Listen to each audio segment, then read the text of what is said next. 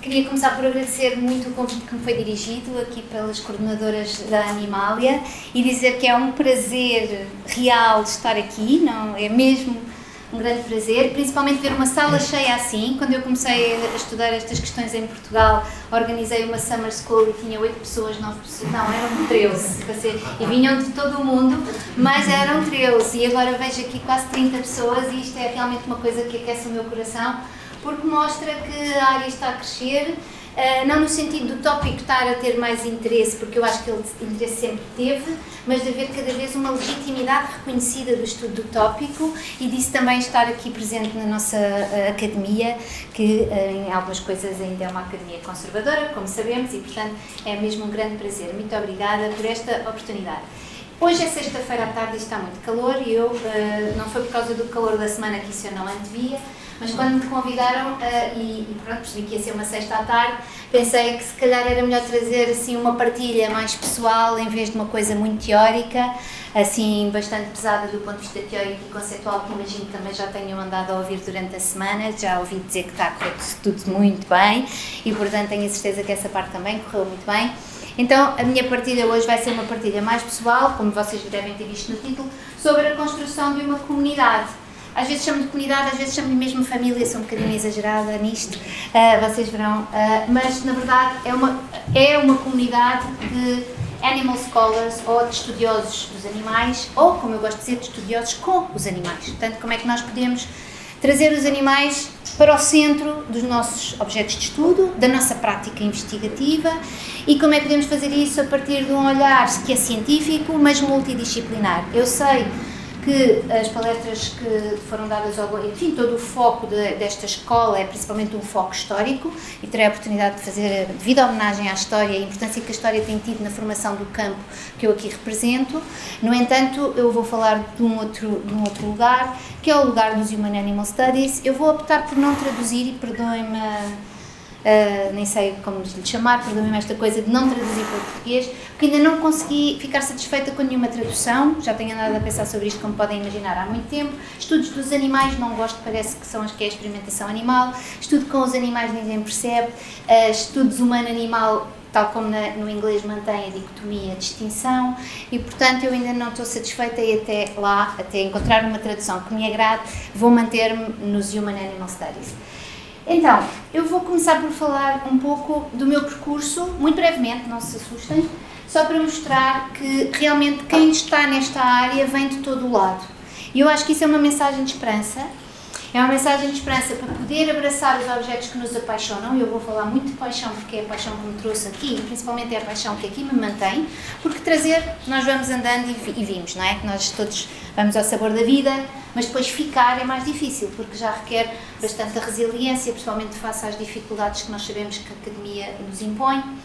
E é a paixão que me traz aqui, como estou certa a muitos de vós, em primeiro lugar a paixão pelos animais. Eu comecei a minha vida académica na área dos estudos de comunicação, isso é uma coisa que ainda hoje eu trago comigo, por exemplo este projeto que a Nina falou tem uma grande componente de análise das narrativas dos mídia, por essa razão, porque eu acredito realmente que a linguagem faz a diferença na maneira como nós vemos o mundo e, portanto, na maneira como nós podemos transformar o mundo, que é o que também me interessa a mim.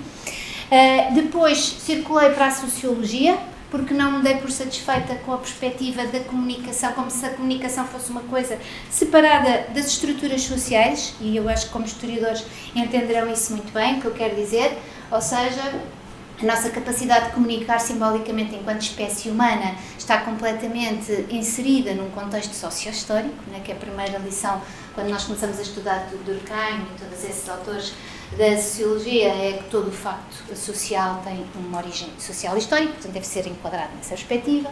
Portanto, fui fazer o mestrado em Sociologia ainda num tema da comunicação, sempre temas um bocado fora da caixa, portanto eu tive sempre assim uns temas, circulei por temas, o tema pode ser, era a telenovela brasileira, portanto, na altura ninguém estudava isto, já foi há muitos anos.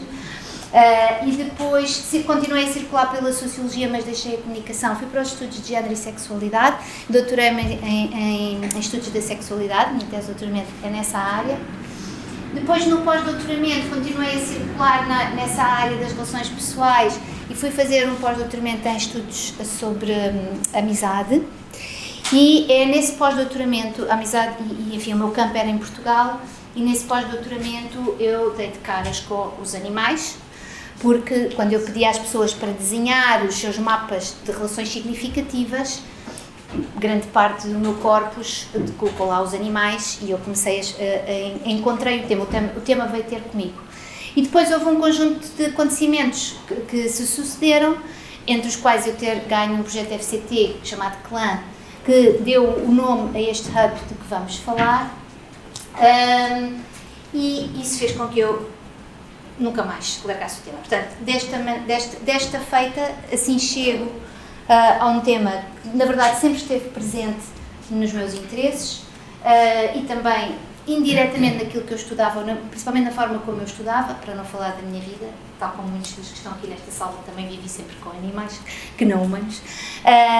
E eu acho que isto é um exemplo, a razão pela qual eu estou a falar disto tudo é para dar uma certa esperança de que, caso estejam aborrecidos com o vosso tema e queiram mudar, vão sempre a tempo, nunca é tarde, e que, caso o vosso tema vos pareça muito fora da caixa ou que, enfim, a Academia ainda não está preparada para o receber, não desistam, porque vale sempre a pena continuarmos aquilo que nos é caro. Eu agora disseram que isto era touch. Vamos ver se é. Não. É totalmente. É só um toque. É só um toque. Ok, eu estava swiping. Lá Instagram. Então, continuando no tópico da paixão, a investigação que eu faço, ela tem. Os Human Animal Studies são predominantemente interdisciplinares, portanto, e ser interdisciplinar não significa que nós tocamos todos os instrumentos de uma orquestra, mas sim que tocamos muito bem o nosso instrumento e conseguimos articular-nos com os outros instrumentos que estão a ser tocados nessa orquestra. E o que é fundamental também pelo menos na investigação que eu faço, e eu diria que é uma característica do campo, é esta paixão que nos leva eu ia dizer fundirmos-nos, mas a palavra será mais uma imersão, ou seja, há uma imersão, há uma espécie de fusão entre o que é a nossa vida e o que é a pesquisa que nós fazemos. Isto é como em outras áreas, evidentemente, não é? Não é só da nossa área, há muitos outros investigadores que fazem investigação destas maneiras. Isto tem custos pessoais, não é? Porque às vezes nós envolvemos muito com os tópicos e isso tem custos, mas não há propriamente outra maneira de fazer isto, pelo menos na minha experiência foi assim. E por isso eu trouxe-vos esta fotografia. É uma fotografia que me foi tirada pelo meu companheiro de patrulha quando eu, em julho de 2021, fui fazer voluntariado para uma das ilhas de Cabo Verde, um voluntariado na conservação das tartarugas marinhas, desta espécie que é a careta-careta. E não sei se aqui há alguém que já tenha feito já tenha tido esta experiência. É uma experiência bastante exigente porque o trabalho é todo feito de noite e há uma relação muito particular que nós desenvolvemos com as tartarugas. E essa relação é uma relação que há ali um momento, e eu vou mostrar alguma coisa mais à frente, em que isso aconteceu para mim, foi um momento que por acaso eu depois consegui registar. Há um momento em que nós nos conseguimos sintonizar, neste caso com o indivíduo, não é? Com um indivíduo de tartaruga, poderia ser outra espécie, mas esta passagem da espécie ao indivíduo é muito importante também na nossa área de estudos, não é? Uma coisa é nós considerarmos a espécie e considerarmos que os indivíduos são todos iguais, nós os humanos seríamos todos iguais. Outra coisa é conseguirmos fazer esta passagem para o indivíduo, principalmente quando é um indivíduo tão distante da nossa, não é como um cão que vive todos os dias connosco, não é? Não é como um gato. Então esta experiência ilustra bem, por um lado, a importância de uma imersão completa no tópico que nos interessa e, por outro lado, esta necessidade de uma imersão, que esta imersão atravesse diversas áreas da vida. E como é que ao atravessar diversas áreas da vida, neste caso eram as minhas férias transformaram-se em voluntariado e este voluntariado transformar-se-ia facilmente num projeto de investigação no futuro, caso eu tivesse ido por aí. Por acaso não fui por outro lado, já vamos ver, agora é só tocar, não é? Já vamos ver. Portanto, a pergunta que nós nos devemos sempre colocar, ou pelo menos a que eu me coloco sempre, e é uma pergunta muito trabalhada nesta área, principalmente na área da ética, é quem é que vai beneficiar com o nosso trabalho. Portanto, em que medida vai aquela tartaruga beneficiar do facto de eu ter estado ali, e ali não era um trabalho científico, era um trabalho de voluntariado, a ideia, e sobre isso depois é toda uma reflexão que agora não temos tempo de fazer aqui, mas podemos discuti-la no intervalo. Mas em toda a nossa investigação, quem é que está no centro do nosso trabalho? Portanto, quem é que vai beneficiar dos nossos estudos? Esta cena foi gravada de madrugada, portanto, nós começávamos o trabalho por volta das 8 da noite, 9 da noite, e depois fazíamos o recenseamento com base em avistamento, às tantas íamos dormir umas horitas, depois de manhã, de madrugada, voltávamos para cotar os rastros. E esta tartaruga estava perdida e nós salvámos-la. E este foi o momento em que ela entrou na água, e é um momento que eu consegui registar, não sei como, e que me tocou profundamente, porque há aquele momento em que ela volta à cabeça, que vocês viram no final, e olhou-me, e vocês se calhar já leram o texto de Derrida, não é? Em que ele elabora sobre a maneira como a gata devolve o olhar, e eu senti-me no texto de Derrida, pensei, é disto que ele está a falar. Há uma conexão extremamente íntima com este indivíduo, não é com a espécie toda, com este indivíduo. Não faço ideia se ela percebeu o que é que ela percebeu daquela interação, e talvez isso não seja importante, mas foi um momento extremamente íntimo e que deu muito significado. E eu trago-vos isto para vos mostrar o que é que me mantém, ou seja, naqueles momentos em que a coisa se torna mesmo difícil, eu penso nisto, cui bono, a quem é que beneficia o que eu estou a fazer? Portanto, porque há momentos em que nós nos podemos perder nesta jornada, não é? Às tantas podemos achar que quem beneficia é não sei quem porque temos mais não sei quantos artigos, ou porque vamos ganhar mais não sei quantos projetos, ou bolsas, ou temos o grau, mas no final de tudo, este animal continua a beneficiar da minha ação e do meu estudo ou não? E isto é o que me move. Eu não estou a conseguir não escrever no meu próprio, mas não faz mal. Não tem mal. Deixa estar. Não tem problema. É esta parte aqui, não é? Se calhar se eu carregar ela desaparece. Não faz mal. Então, quem é que beneficia das questões que formulamos, dos métodos que vamos usar? E isto tudo vocês já estão a ver que é uma área muito reflexiva como a história, de resto, não é? Dos nossos resultados, para onde é que devemos olhar, onde é que temos que pôr a atenção? Que tensões existem entre os nossos interesses e os dos animais com quem pretendemos trabalhar? Porque, por exemplo, muitas tensões existiam nesta forma também de trabalhar com estas tartarugas. Por exemplo, uma das tarefas que nós tínhamos que fazer era colocar um chip, caso ela não tivesse ainda chip. E eu posso dizer que eu fiz patrulha com homens de 2 metros que não colocavam chip porque a tartaruga não gosta. E eles não queriam magoar a tartaruga. E então eu fui atirada assim a uma fila, e logo na segunda noite, ou primeira, tive que colocar o chip porque aquele homem de 2 metros não conseguia colocar o chip porque coitadinha da tartaruga tinha toda a razão, mas eu tive que fazer isso. Portanto, há uma tensão entre o interesse de conhecer mais, o interesse da ciência, que é conhecer mais em nome de ajudar a espécie, mas esse ajudar também é uma forma de controlar e de regular, porque são os indivíduos que depois achamos que devem ser salvos, alguns que não é? As ditas pestes, e envolve um sofrimento também, neste caso para a tartaruga, né? Elas não gostam nada daquilo. Isto é só um exemplo de uma tensão que, neste caso, traz um bocadinho a ciência e traz o nosso trabalho do ponto de vista, neste caso, das práticas do cuidar, e as práticas que visam a sua qualidade de vida e o seu florescimento, ou seja, como é que nós podemos incluir no nosso trabalho práticas que contribuam sempre para o florescimento dessas espécies. E, portanto, o lugar do qual eu estou a tentar contribuir para tudo isto é o lugar desta área que eles chamaram os Human Animal Studies.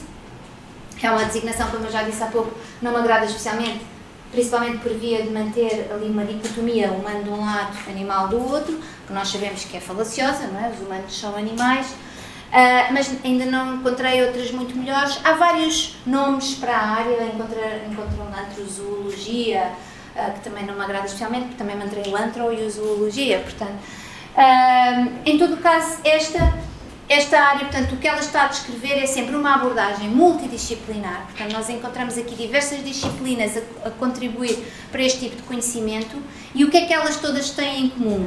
O focarem-se numa relação. Portanto, a relação é que é a palavra-chave que nos interessa nesta área. Nós vamos sempre focar-nos na relação entre as outras espécies e os humanos, ou entre os humanos e as outras espécies. Depois, o como é que isto acontece vai influindo de maneira muito interessante ao longo da história da própria área. A área é recente, mas a brincar, já tem 40 para cima de 40 anos. Eles celebraram o Animals and Society, celebrou agora aos 40 anos. Portanto, 40 anos já é quase meio século, não é? É como nós dizíamos do 25 de Abril aqui há uns anos, que estávamos quase no meio século, já passamos. E isso significa que já vamos tendo alguma história e é interessante observar como é que esta relação vai sendo abordada. Mas o foco é sempre a relação. Ao contrário, por exemplo, de outras ciências que se focam exclusivamente no animal por outro propósito, como a biologia da conservação, não é? Sempre com o propósito também de uma grande regulação. Do ponto de vista dos Human Animal Studies, a crítica, tal como é característico da ciência social, incluindo a história, a crítica da maneira como essa relação é construída, portanto, sem nenhuma assunção de naturalidade dessa relação, é fundamental. Portanto, as relações entre os animais humanos e não humanos, no ambiente em que ocorrem, portanto, no contexto, a contextualização sempre central, desnaturalizando, ou seja, que é de resto uma característica também de longa data das ciências sociais, a crítica da naturalização, de tornar natural um fenómeno que é socialmente construído, e a sua abordagem como fenómenos complexos e multidimensionais. Portanto, a nossa perspectiva parte desta noção de que a presença e a influência dos animais não humanos é fundamental. Portanto, este é o nosso ângulo. E, portanto, nós vamos olhar para a realidade social a partir deste ângulo, que é como é que os animais e a nossa relação com eles informam a maneira como a sociedade está, enfim, este fenómeno social está a decorrer, não é? Aqui está a importância da história, um livro que provavelmente todos conhecerão, de Keith Thomas, Man and the Natural World, que eu trouxe como exemplo, por acaso nem pensando que era da mesma vossa área, mas dou sempre esta obra como exemplo de uma obra fundamental naquilo que é considerada a primeira vaga desta área de estudos, que é uma vaga muito marcada, por um lado, no estudo histórico, portanto, na abordagem de uma perspectiva histórica, é muito focado nos animais de companhia, e, por outro lado, também nos estudos quantitativos, também associado aos animais de companhia, questões de prevalência, etc. Isto parece um bocadinho antagónico, mas elas estavam, cada um para o seu lado, a produzir o seu conhecimento, não é? E também há alguma influência dos estudos literários nesta primeira vaga. Portanto, ainda é uma vaga muito qualitativista, principalmente. Embora este In the Company of Animals, é do James Serpell, isto não se percebe bem, tem uma vertente mais sociológica na sua vertente quantitativa. Depois, nos anos 90, o foco desloca-se um pouco para o laço humano-animal, o que eles chamam o Human-Animal Bond, que é uma expressão que depois os sociólogos vão recusar um pouco, porque é psicológica eminentemente, ou seja, tem o foco mais na relação entre indivíduos, e os sociólogos, como sabem, estão muito mais, que eu própria venho da sociologia, estão mais focados na importância das estruturas. Os indivíduos também são fundamentais, não é? Mas temos sempre a preocupação de colocar num contexto mais estrutural. A psicologia foca-se mais na relação individual e, portanto, aqui começa a emergir também a importância dos estudos qualitativos e interpretativos na área das humanidades e da antropologia, por exemplo, mas muito importante na geografia humana. A geografia humana é uma das áreas que tem contribuído mais para esta área dos Human Animal Studies e começa a emergir nos anos 90 com perspectivas muito interessantes e que vão ser muito revolucionárias mais à frente e vão se desenrolar em propostas muito revolucionárias do campo. E temos também começa aqui uma importante influência do campo, estudos de género, estudos feministas, com as problemáticas da interseccionalidade, que vão ser fundamentais, principalmente quando se ligam com algo que eu também irei falar daqui a nada, que são a perspectiva crítica, portanto, e a advocacy, a maneira como as agendas se cruzam, como a agenda dos animais se começa a cruzar com outras agendas de intervenção social e de reflexão social e de investigação social.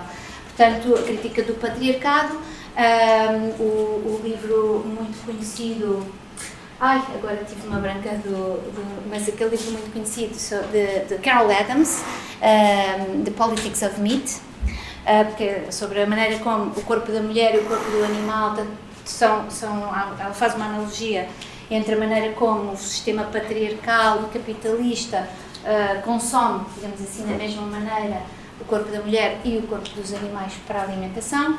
E, portanto, isto começa a desenvolver-se nesta fase, esta crítica, que depois se desenrola de maneiras mais complexas, nunca se esbate, mas vai-se sempre desenrolando.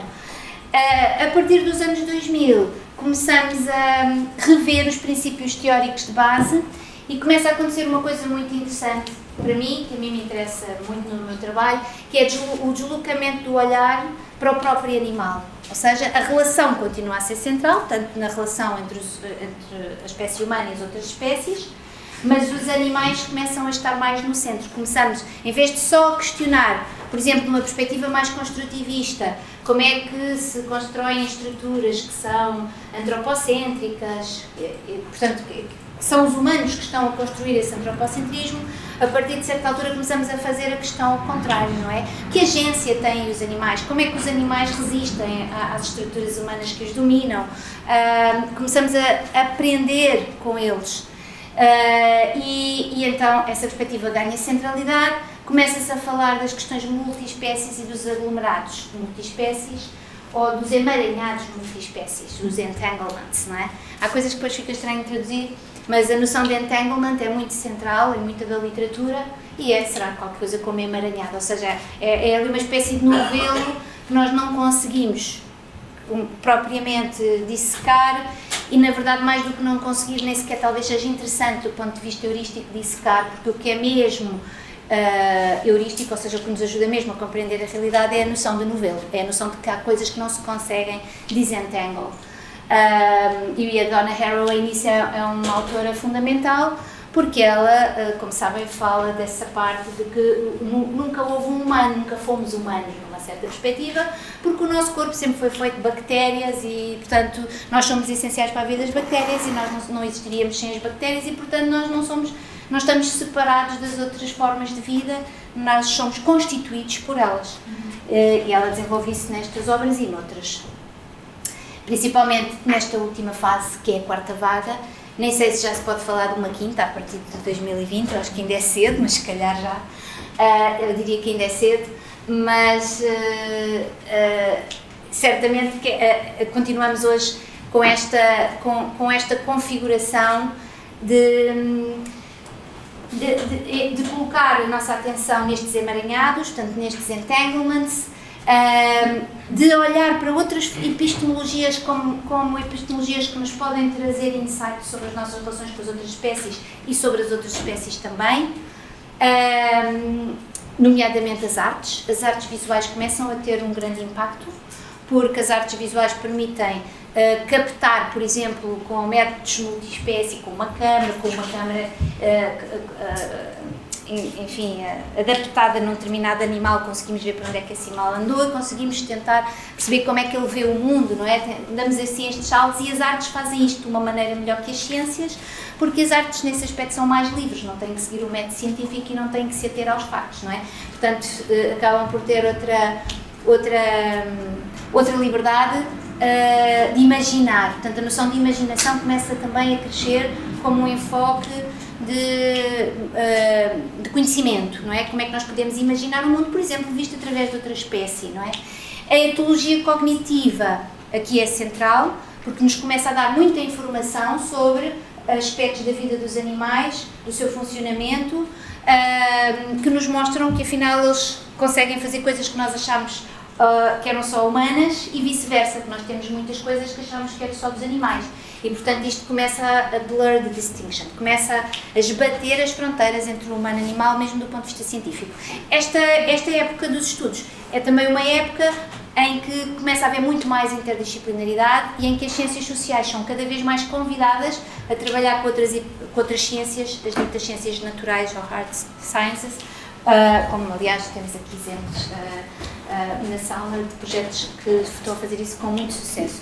Portanto, o que se diz é que isto é uma era da viragem animal dentro da viragem animal. Portanto, já tinha havido a tal viragem animal que era deslocarmos o nosso olhar mesmo para os animais e agora vamos ter uma nova viragem animal que é perceber mesmo os seus mundos animais e ver como é que podemos aprender com eles.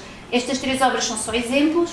Este de Multispecies Salon, coordenado pelo Urban Kirksey, é muito interessante porque foi uma exposição que ele fez, em que convocou artistas visuais, cientistas, estava a falar da Anna Haraway, etc. Depois eles publicaram este livro e realmente vê-se esta fronteira, não é? Começar a questionar a composição do humano,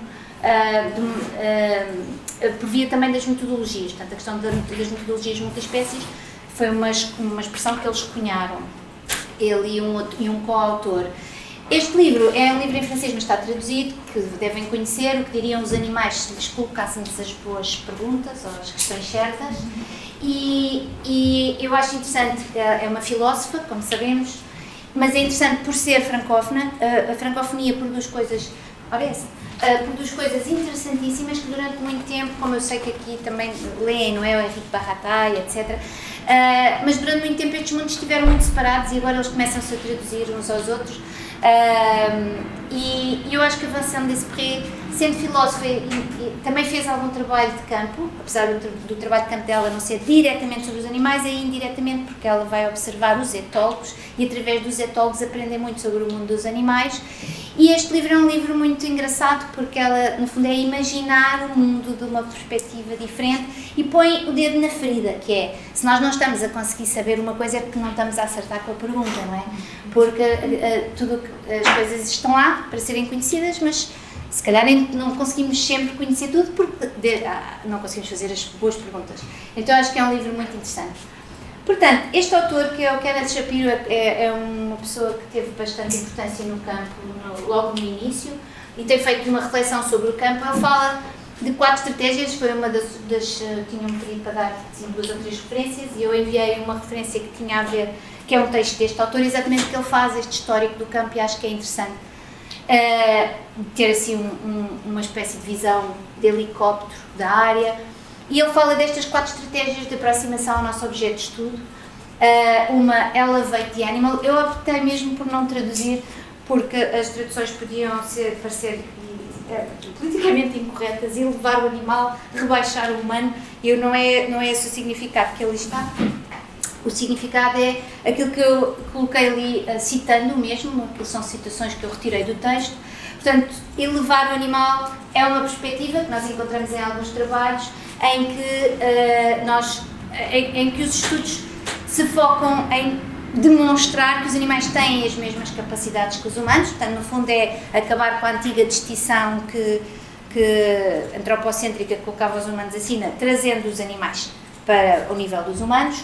Lower the Human é o contrário, não é? Demonstrar que as capacidades que antes eram consideradas específicas dos animais também caracterizam o nosso comportamento. Portanto, há estudos que se focam nesta perspectiva. O esvatimento da distinção, o exemplo que eu estava a dar da Donna Haraway é exatamente esse. Portanto, no fundo, um reconhecimento de que nunca houve um corpo humano e uma experiência humana que fosse separada das outras espécies, incluindo espécies que se calhar até nos causam repugnância, não é? Como parasitas e micróbios, etc. E beg the question, que é manter a questão, ou seja, não tentar resolver este problema, ficando um bocadinho com o problema, como diria a Donna Haraway, staying with the trouble, que é assumir a total descontinuidade da coisa. E eu direi que no meu trabalho, por exemplo, eu já me vi nesta 4ª perspectiva quando trabalhava só com humanos, sem animais. Porque, por exemplo, quando trabalhava só com humanos, houve muitas entrevistas que fiz a pessoas com temas muito sensíveis, alguns deles, em que eu me apercebi desta irredutibilidade da experiência, ou seja, a minha incapacidade como investigadora de dar aquele salto final e realmente pôr-me nos pés daquela pessoa que eu estava a tentar compreender. Portanto, aqui fica também o desafio de pensarmos se este beg the question, ou seja, se este ficarmos com a pergunta porque é um problema, em vez de tentarmos resolver o problema, assumimos o problema e mantemos esta irredutibilidade das experiências animais e humanos, se é exclusiva de animais humanos e não humanos, ou também se pode aplicar à dos humanos. Esta questão, portanto, como eu tenho vindo a falar, tenho-me focado principalmente no que acontece em termos científicos e académicos, não é? Em termos de publicação académica, científica. No entanto, não seria possível compreender o campo sem nos determos na dimensão da advocacy, ou seja, na dimensão política do campo.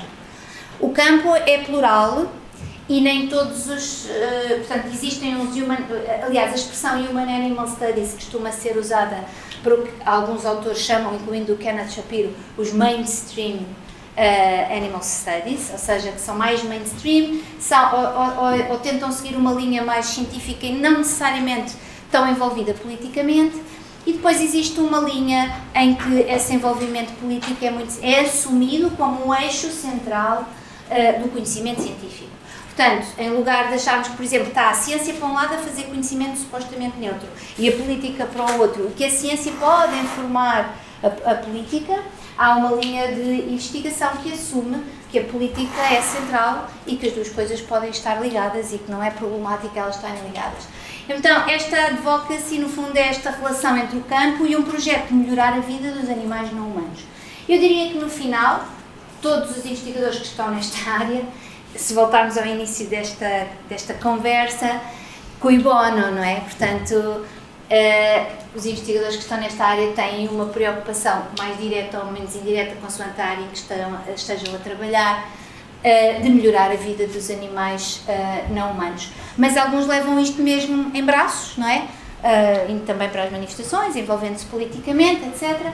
E, portanto, nesse campo há diferenças. Há diferenças e nisto têm que ser assumidas como em tudo, não é?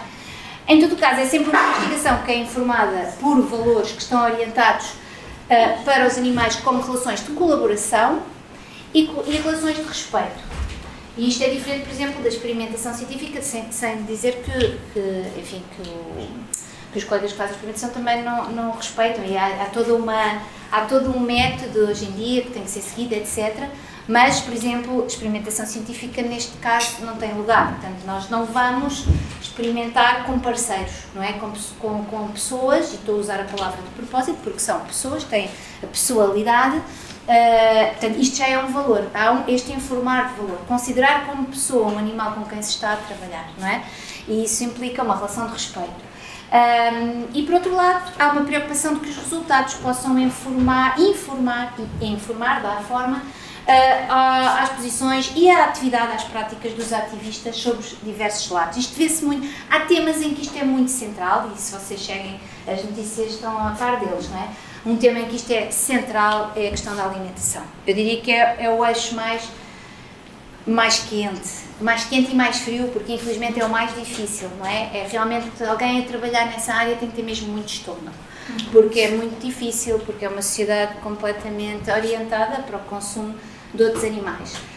Há outros eixos também problemáticos, como o eixo dos animais para entretenimento, como as touradas, não é?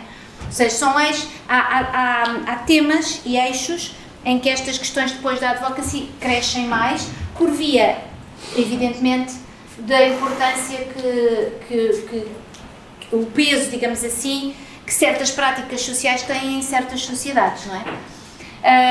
Então, esta linha mais ligada à intervenção política e social é uma linha que se chama os Critical Animal Studies, e critical porquê? Porque é a linha crítica, portanto ela vem da linha direta dos estudos críticos de Frankfurt, não é? De Theodor, do Adorno, do Horkheimer, e antes deles, obviamente, de Karl Marx. Portanto, aliás, saiu agora um livro, por acaso nem trouxe a capa desse livro, eu podia ter trazido, esqueci. Saiu ano passado, creio, um livro chamado Animals and Capital, de um autor australiano chamado Dinesh Waddiwell, que eu gosto particularmente, e esse livro o que faz é uma coisa que é óbvia para qualquer sociólogo, como eu, pelo menos, não é? E ainda bem que ele fez aquele trabalho de escrever um livro a demonstrar aquilo, é a profunda relação que há entre o sistema de consumo alimentar com base na exploração animal e o sistema capitalista, não é? Quer dizer, é impossível separar as duas coisas, a industrialização e o sistema capitalista de produção de mais-valia, matéria-prima, etc., da maneira como nós depois usamos os animais para o consumo alimentar. E ele tem um outro livro que é mais antigo, é de 2015, se não me engano, que se chama The War Against Animals, que eu recomendo vivamente também, de Dinesh Wadiwell. Esses autores inserem-se nesta linha crítica, que é uma linha, pronto, como o nome indica, crítica, portanto vai desconstruir as problemáticas sociais com base nas estruturas político-sociais e económicas, não é? Neste caso, a estrutura capitalista é central para os estudos que vêm na linha do marxismo, mas também a questão das alianças com os outros movimentos de justiça social. Portanto, todas as questões de género, das questões LGBTQ+, a luta antirracista, há uma ligação direta aos movimentos sociais, dos direitos dos animais e outros. Há aqui uma grande interseção entre estes. E há um grande foco também na criação de pontos, não é? Da criação de uma rede de circulação entre conhecimento e prática e praxis. Portanto, o conhecimento não separado da praxis. O conhecimento não é algo que se possa separar da ação e da intervenção no sentido da mudança. Portanto, como veem, todas são palavras-chave do marxismo, não é? Quando nós estudámos a proposta marxista era muito isto, o estudo do capitalismo como chave para a mudança social, não é? Só para conhecer por conhecer. Portanto, esta linha rejeita claramente o conhecer por conhecer, a mudança social é o seu foco. E é uma linha que se empenha ativamente na mudança social. Portanto, é explicitamente político.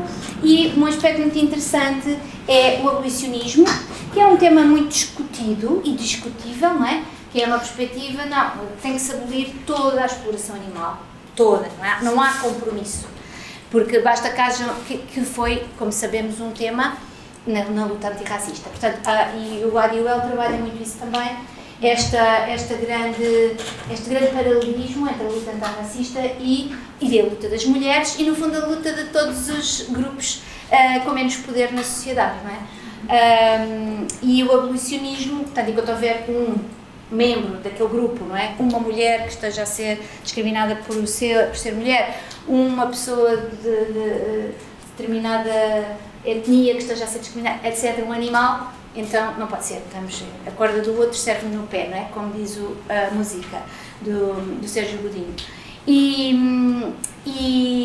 esse abolicionismo implica a rejeição das perspectivas reformistas e da perspectiva do bem-estar animal.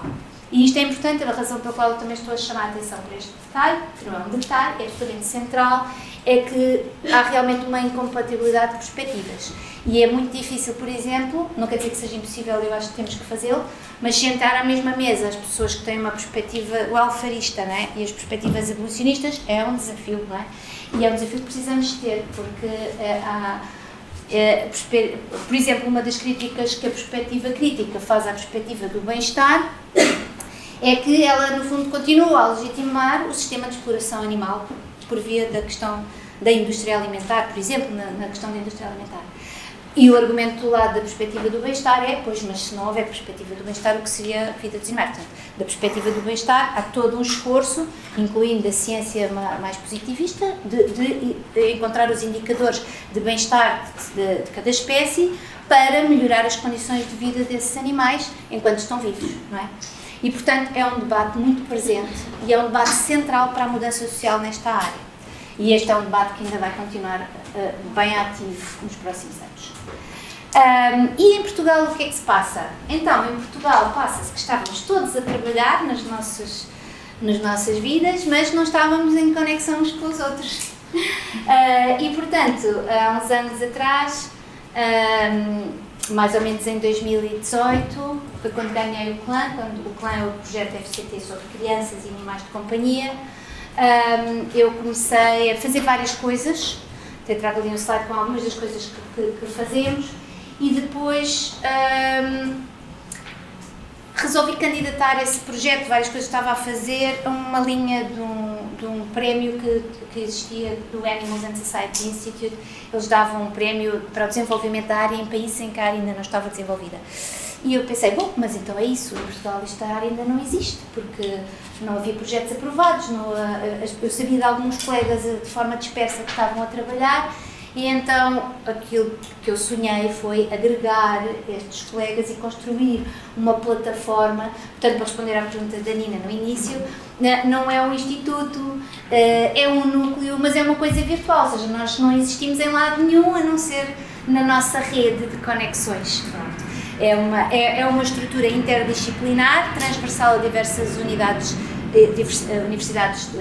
portuguesas, e também temos alguns parceiros internacionais por via dos projetos em que vamos colaborando, e é um hub, pronto, é sim um hub. Está ali o site, portanto, se quiserem visitar-nos, vejam o que fazemos. Tem 3 linhas: investigação, formação e disseminação, é o tradicional na nossa área, né, na academia, e eu ia falar da noção de comunidade. Portanto, esta é uma pequena parte, é uma parte pequenina da família do Hub, numa atividade de team building que fizemos esta semana, acho que foi na segunda-feira, estava aquele calor atroz, fomos fazer uma caminhada de 8 km debaixo de um calor, não tínhamos previsto que ia dar aquele calor tão grande. Infelizmente não estão todos, porque há muitos que estão no estrangeiro, ou estavam doentes e não puderam comparecer, mas basicamente uma comunidade faz com pessoas, não é? Humanas ou não humanas, neste caso para a academia precisamos das humanas também, e depois os outros animais vêm trabalhar connosco nos projetos que desenvolvemos. Portanto, a comunidade, alguns destas pessoas, por exemplo, a Clara e o Henrique trabalharam comigo no clã, estão a acabar as teses de doutoramento, um a acabar e ela a começar nessa área dos animais de companhia. A Chiara trabalha comigo no novo projeto Abide, sobre o qual eu vos quero falar, e o Nuno também. Portanto, o que nós fazemos é estudamos pelos animais, ou seja, o nosso posicionamento é um posicionamento que queremos contribuir para melhorar a vida dos animais, portanto, isso é explícito, independentemente de ter ou não uma agenda de advocacy mais ou menos definida, digamos assim, não é uma agenda de advocacy muito definida em termos de praxis, digamos assim, mas temos um foco muito definido de que a nossa investigação contribua de alguma maneira para melhorar a vida dos animais. Mas queremos fazer isto com eles, ou seja, não queremos estudar sobre eles, queremos estudar com eles. É claro que vocês dirão, pois, mas isso em certos objetos é complicado. Por exemplo, há todo um pacote, como eu dizia há pouco, no novo projeto que eu estou a coordenar, de análise de mídia, quando eu estou a analisar como é que os jornalistas reportaram uma notícia sobre os animais que morreram nos incêndios de 2017, por exemplo, os animais não estão ali comigo, não é? Portanto, eu estou a estudar algo que os vai beneficiar, que no fundo o meu objetivo é tentar desconstruir as narrativas que estão a ser construídas sobre os animais para melhorar, para construir novas narrativas que os beneficiem mais, mas os animais propriamente não estão ali, não é?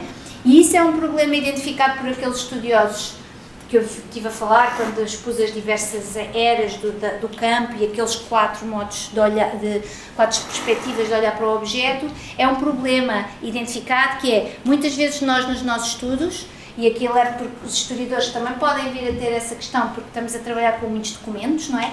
Os animais acabam por desaparecer um bocado, ou seja, eu às vezes estou a analisar as notícias e passei dias em que não vi um animal, e por isso é que depois faço estas atividades também para poder ir estar com os animais, não é? Ou seja, onde é que estão os animais no nosso trabalho, não é?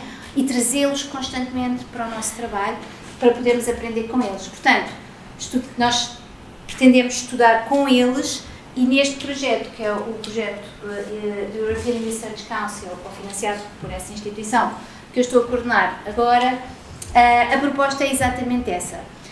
O projeto chama-se Abide, é o acrónimo, e é um projeto sobre incêndios florestais, ou seja, o que é que acontece aos animais nos incêndios florestais, mas principalmente como é que eles recuperam. Isto não funciona. É que aumentou, então tem que voltar. Isso. E agora? Obrigada. O foco é como é que os animais recuperam dos incêndios florestais. É um projeto interdisciplinar. Aqui na nossa família Abide, isto foi uma foto que nós tirámos num retiro que fizemos este ano, fizemos um retiro em maio, na Serra da Estrela, que é um dos nossos locais. Está a Chiara, que é antropóloga e vai fazer o trabalho dela no Brasil. Está a Sara, que está a fazer recolha de mídia. Está a Larine, que é ecóloga. O Nuno, que é biólogo da conservação. estará a nossa cozinheira vegan, uma amiga minha, que também foi, eu, socióloga, o Kwai, que é artista visual e etnógrafo, a Filipa, que é geógrafa e antropóloga, e o André, que é o nosso Project Officer e também é biólogo. Portanto, aqui estamos todos interdisciplinarmente a tentar compreender o quê? Como é que os animais, o que é que os animais nos podem ensinar sobre as catástrofes? Portanto, esta é que é a nossa $1 million question.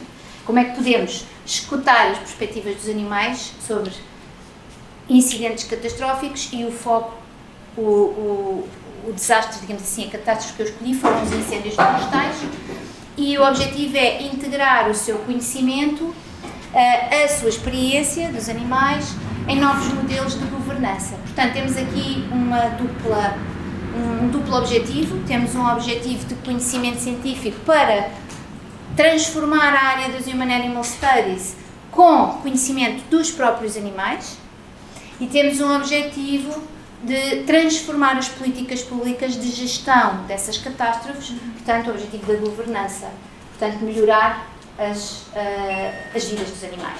Portanto, temos as duas coisas, temos de estudar com os animais para poder estudar para os animais. E o nosso foco é a recuperação. Portanto, não temos competências para ir na fase da emergência, apesar de estarmos a tentar treinar-nos para ir ajudar. 5 minutos. Obrigada. Só para dizer que o trabalho vai ser feito em 3 países, em cada um deles selecionámos uma área específica, porque é muito grande, são países enormes.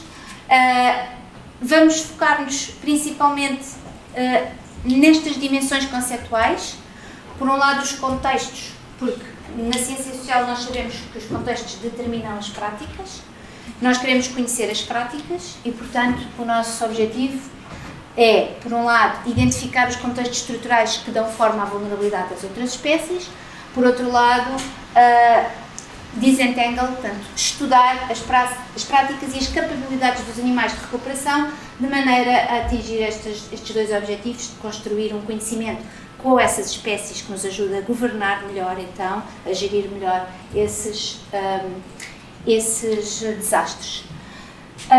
Isto depois vamos abordar isto em 4 grandes etapas, digamos assim, uma etapa de exploração dos contextos, uma etapa e das práticas, depois uma etapa de exploração dos contextos, uma etapa de observação dessas práticas, uma etapa de historicizar, ou seja, construir histórias a partir dessas práticas, e depois de envolvimento com os stakeholders, de modo a construirmos um novo modelo de governança.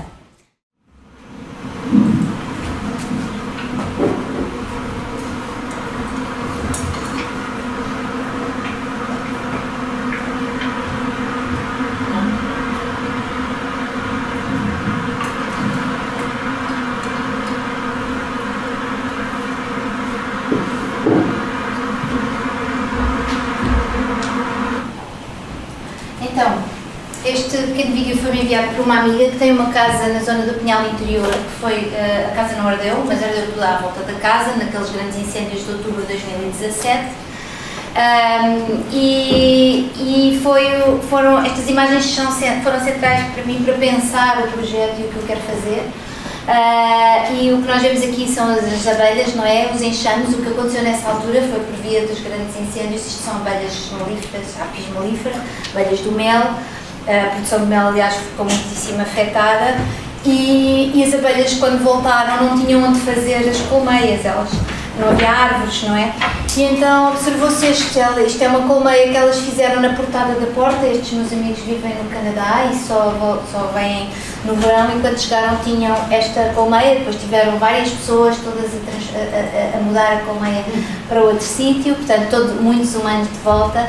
Havia uma colmeia dentro do galinheiro, havia colmeias em sítios inesperados, que não sei se já entraram em contacto com aquele novo livro da Ana Tzingo, Feral Atlas, em que ela mostra muito esta miscigenação, digamos assim, entre, portanto, a maneira como as outras espécies, como as nossas infraestruturas humanas acabam por determinar os modos de adaptação das outras espécies e vice-versa, E o que nós pretendemos fazer é exatamente compreender estas estratégias de adaptação a um território danificado pelo fogo, um território ferido pelo fogo, com cicatrizes do fogo, e perceber como é que os animais vão recuperar. E estamos na fase agora de selecionar as espécies e selecionar as áreas. E vou ficar por aqui. Obrigada pela vossa atenção. Vou só colocar aqui o slide. Eu tinha aqui um slide sobre a formação temos várias coisas de formação a decorrer no Hub. Algumas são abertas, por exemplo, isto é um grupo de leitura que reúne todos os meses. O que nós fazemos é discutir um texto que o investigador propõe e, portanto, quem tiver interesse é só enviar-nos um e-mail, nós adicionamos à mailing list e depois eu acho que o único requisito é mesmo ser um estudioso da área, não é? Porque é um grupo académico. A pós-graduação que a Nina está a falar é aquela que vem no canto inferior esquerdo, Animais e Sociedade. É uma pós-graduação que começou em 2020, teve a primeira edição em 2020 e, como era o ano da pandemia, tive que mudar tudo para o online e desde então nunca andei para trás, portanto continua a ser online, é no Zoom. E este ano vamos para a terceira edição. Ela abre de 2 em 2 anos e cada vez tem mais procura. Este ano vamos para a terceira edição, vai começar em setembro e estão abertas neste momento as candidaturas outra vez, porque tivemos uma primeira fase e abri outra vez as candidaturas e neste momento estão abertas até 30 de agosto. Portanto, podem ir ao site do Hub, depois procurem a informação. Eu aqui não pus o endereço, mas encontram lá o link tem tudo, tem o programa, até tem um flyer também com as unidades letivas. E vai decorrer entre setembro, começa a 17 de setembro com uma palestra da Patrícia Vieira, que vocês já conhecem. Essa palestra é aberta, portanto faço sempre a sessão inaugural aberta a toda a gente, não é preciso estar inscrito no curso, é preciso inscreverem-se para a palestra, é um link grátis. E depois começam as aulas e vão até 23 de janeiro, portanto é o primeiro semestre. Tem 8 módulos e posso falar sem parar disto, mas obrigada pela oportunidade.